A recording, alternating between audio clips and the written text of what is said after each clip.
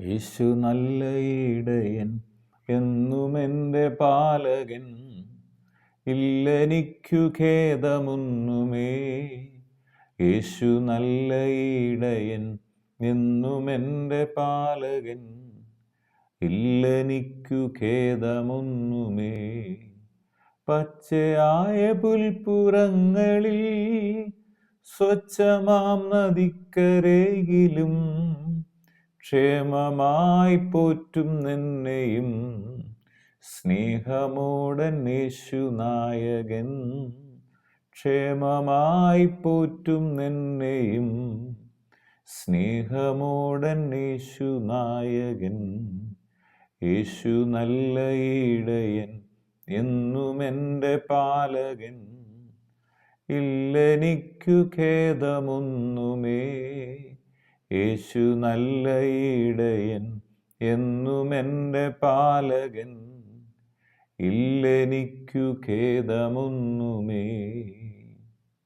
ശത്രുവിൻ്റെ പാളയത്തിലും ശ്രേഷ്ഠഭോജ്യമേകിടുന്നവൻ, നന്മയും കരുണയൊക്കെയും നിത്യമെന്നെ പിന്തുടർന്നിടും.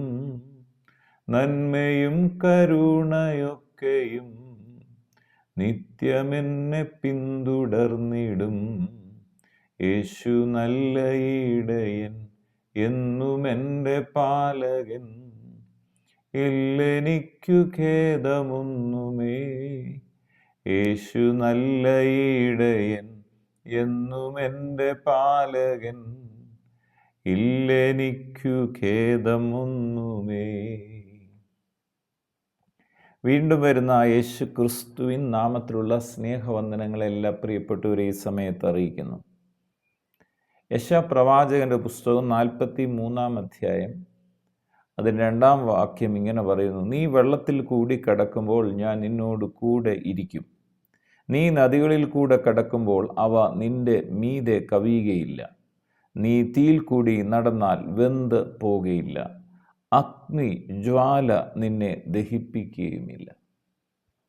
യെശയ്യാപ്രവാചകന്റെ പുസ്തകം 40-ാം അധ്യായം മുതൽ ഇസ്രായേൽ ജനം ബാബേലിൽ അടിമത്തത്തിൽ പ്രവാസികളായി കഴിയുമ്പോൾ അവർക്ക് അവരുടെ കരങ്ങൾ ബന്ധനത്തിലായി, അവർക്ക് ദൈവത്തെ ആരാധിക്കാൻ കഴിയുന്നില്ല.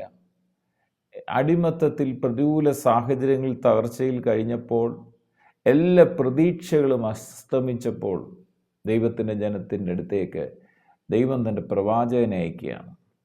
ദൈവത്തിൻ്റെ പ്രവാചകൻ ചെന്ന് പരിശുദ്ധാത്മാവിൽ അവരോട് സംസാരിക്കുകയാണ്. എൻ്റെ ജനത്തെ ആശ്വസിപ്പീൻ, ആശ്വസിപ്പീൻ എന്ന് നിങ്ങളുടെ ദൈവം അരുളി ചെയ്യുന്നു. നിങ്ങളുടെയാണ് ദൈവം, ആശ്വസിപ്പിക്കാനാണ് ദൈവം പറയുന്നത്. ആശ്വസിപ്പീൻ, ആശ്വസിപ്പീൻ, അത് ഉറപ്പ് തരികയാണ്.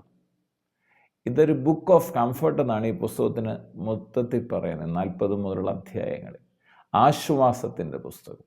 ബൈബിളിൽ മുഴുവൻ നമ്മൾ വായിച്ചാൽ പല വചനങ്ങളും, മിക്ക വചനങ്ങളും ആശ്വാസത്തിൻ്റെയും ധൈര്യത്തിൻ്റെയും വചനങ്ങളാണ്. ഏത് തകർന്നിരിക്കുന്ന വ്യക്തിക്കും, ഏത് വിശ്വാസത്തിലുള്ള വ്യക്തിയും, ആര് ബൈബിൾ വായിക്കുന്നോ, ബൈബിൾ വായിക്കുമ്പോൾ ആ ഓരോ വചനത്തിലൊരു ശക്തിയുണ്ട്, വലിയൊരു ഉറപ്പ് നൽകുന്ന കാര്യമുണ്ട്. പ്രത്യേകിച്ച് ഈ പ്രവചന ഭാഗത്ത് 43-ാം അധ്യായത്തിൽ 43 തുടങ്ങുമ്പോൾ ഇങ്ങനെ: ഇപ്പോഴോ യാക്കോബേ നിന്നെ സൃഷ്ടിച്ചവനും. യാക്കോബ് എന്നുള്ള പേരിൻ്റെ അർത്ഥം ചതിയൻ എന്നാണെങ്കിൽ, ഒരു ഭാഗത്ത് പറഞ്ഞത് ഞാൻ നിന്നെ യേശൂരുമാക്കുന്നു. യാക്കോബിനെ യേശൂരു, നേരുള്ളവനെ ആക്കി മാറ്റുകയാണ്. എങ്ങനെയാണ്? ചതിയനായിരുന്ന യാക്കോബ്, യാക്കോബിൻ്റെ അർത്ഥം ചതിയൻ എന്നാണെങ്കിൽ, യേശൂരുമെന്ന് ദൈവം വിളിക്കുമ്പോൾ, യാക്കോബിനെ വിളിക്കുമ്പോൾ നേരുള്ളവനായി. ആ യാക്കോബിനെയാണ് പിന്നെ ഇസ്രായേൽ എന്ന് ദൈവം വിളിക്കുന്നത്. ഇസ്രായേൽ എന്ന് പറഞ്ഞാൽ ജയിക്കുന്നവൻ എന്നാണ് അർത്ഥം.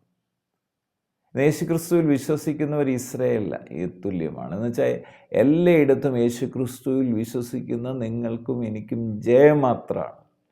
വിഷയങ്ങളില്ലെന്നല്ല, വിഷയത്തിൻ്റെ നടുവിൽ ജയാളികളായി തീരുമെന്നുള്ളതാണ്. ഇവിടെ പറയാണ്: നീ എപ്പോഴും യാക്കോബെ നിന്നെ സൃഷ്ടിച്ചവനും ഇസ്രായേലെ നിന്നെ നിർമ്മിച്ചവനുമായ യഹോവ ഇപ്രകാരം അരുളി ചെയ്യുന്നു. ദൈവം എന്താ അരുളി ചെയ്യുന്നത്? ഭയപ്പെടേണ്ട. ഈ ഭയപ്പെടേണ്ട എന്നുള്ള വാക്ക് ബൈബിളിൽ 365 തവണ പറഞ്ഞിരിക്കുന്നു. അതിൻ്റെ അർത്ഥം എന്താ? ഓരോ ദിനവും നമ്മളെ സംബന്ധിച്ചോളം ഭയപ്പെടുത്തുന്ന വാർത്തകൾ, ചിന്തകളൊക്കെ നമ്മുടെ ജീവിതത്തിൽ കടന്നു വരാം. ആ ഓരോ ദിനവും കർത്താവ് നമ്മോട് പറയാണ്, ഭയപ്പെടേണ്ട. ഇവിടെ പറയാണ്, യാക്കോബ് ഇപ്രകാരം അരുളിച്ചെയ്യുന്നു, ഭയപ്പെടേണ്ട, ഞാൻ നിന്നെ വീണ്ടെടുത്തിരിക്കുന്നു. ഭയപ്പെടേണ്ട, എന്ത് ചെയ്തിരിക്കുകയാണ്? ഞാൻ നിന്നെ വീണ്ടെടുത്തിരിക്കുന്നു. ഞാൻ നിന്നെ പേർ ചൊല്ലി വിളിച്ചിരിക്കുന്നു. ഞാൻ നിന്നെ വീണ്ടെടുത്തു മാത്രമല്ല, ഞാൻ നിന്നെ ഇന്ന് പേർ ചൊല്ലി വിളിച്ചിരിക്കുന്നു. നീ എനിക്ക് ഉള്ളവൻ തന്നെയാണ്, നീ എനിക്കുള്ള വ്യക്തിയാണ്. എന്നിട്ട് പറയണം, നീ വെള്ളത്തിൽ കൂടെ കടക്കുമ്പോൾ ഞാൻ നിന്നോട് കൂടെ ഇരിക്കും. നീ നദികളിൽ കൂടെ കടക്കുമ്പോൾ അവ നിന്റെ മീതെ കവിയുകയില്ല. തീയിലൂടെ നടന്നാൽ വെന്തു പോകുകയില്ല. അഗ്നി ജ്വാല നിന്നെ ദഹിപ്പിക്കുകയുമില്ല. എന്നിട്ട് നിന്റെ ദൈവം ഇസ്രായേലിൻ്റെ പരിശുദ്ധനുമായ യഹോവ എന്ന ഞാൻ നിന്റെ രക്ഷകൻ, നിനക്ക് രക്ഷയായി ഞാനുണ്ട്. ഈ രക്ഷകൻ ഭൂമിയിൽ വന്നു. അതാരാണ്? യേശു. വിശുദ്ധ മത്തായി സുവിശേഷൻ പറയാണ്, യേശു എന്നവനെ പേർ വിളിക്കും. രക്ഷകൻ എന്നാ പേരിൻ്റെ അർത്ഥം. മുഴു ലോകത്തെയും രക്ഷിക്കാനിരിക്കുന്നത് കൊണ്ട് അവൻ യേശു എന്ന് പേർ വിളിക്കണം. രക്ഷകൻ. ദൈവം നമുക്ക് വേണ്ടി രക്ഷകനായി മാറിയിരിക്കുകയാണ്. യേശു ക്രിസ്തുവിലൂടെ പിതാവിൻ്റെ മടിയിലിരുന്ന ഏകജാതനായ പുത്രനായ യേശു ക്രിസ്തു എനിക്കും നിങ്ങൾക്കും രക്ഷയായി തീർന്നിരിക്കുകയാണ്. ദൈവമക്കളെ, വെള്ളത്തിൽ കൂടെ പോകുമ്പോഴും വിടുവിക്കുന്ന, തീയിലൂടെ പോകുമ്പോൾ വെന്തുപോകാതെ സൂക്ഷിക്കുന്ന ദൈവം, അതിലൊക്കെ അപ്പുറത്തൊരു രക്ഷ നമുക്ക് വേണ്ടി ഒരുക്കി. പാപത്തിൻ്റെ ശിക്ഷയായ മരണത്തിൽ നിന്ന് യേശുക്രിസ്തുവിൻ്റെ കാൽവറി ക്രൂശിലെ മരണത്തിലൂടെ, രക്ഷയിലൂടെ എന്നെയും നിങ്ങളെയും വീണ്ടെടുത്തു ദൈവമക്കളായി അവകാശികളാക്കി മാറ്റിയിരിക്കുന്നു. യെസ്, യേശുവാണ് രക്ഷകൻ. യേശു നിങ്ങളെ രക്ഷിക്കും, വിടുവിക്കും, സഹായിക്കും. പ്രാർത്ഥിക്കാം. പിതാവേ, പ്രാർത്ഥിക്കുന്നു, യേശു ക്രിസ്തുവിൻ്റെ അധികാരമുള്ള നാമത്തിൽ എന്നെ ഇന്ന് കേൾക്കുന്ന ഓരോ പ്രിയപ്പെട്ടവർക്ക് വേണ്ടിയും പ്രാർത്ഥിക്കുമ്പോൾ ഇവരുടെ എല്ലാ ജീവിത സാഹചര്യങ്ങളിലും യേശു ക്രിസ്തു മുഖാന്തരമുള്ള ജയമുണ്ടാകട്ടെ, വിടുതലുണ്ടാകട്ടെ, അനുഗ്രഹമുണ്ടാകട്ടെ. എന്നെ കേൾക്കുന്ന രോഗികൾ യേശുവിൻ്റെ അടിപ്പിണരാൽ സൗഖ്യം പ്രാപിക്കട്ടെ. ഹൃദയഭാരങ്ങൾ മാറിപ്പോകട്ടെ, ആകുല ചിന്തകൾ മാറട്ടെ, ഭയങ്ങൾ മാറിപ്പോട്ടെ.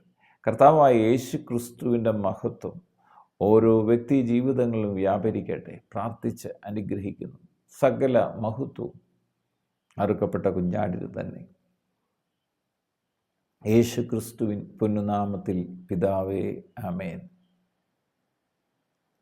യേശു നല്ല ഇടയൻ, എന്നുമെൻ്റെ പാലകൻ, ഇല്ലെനിക്കു ഖേദമൊന്നുമേ.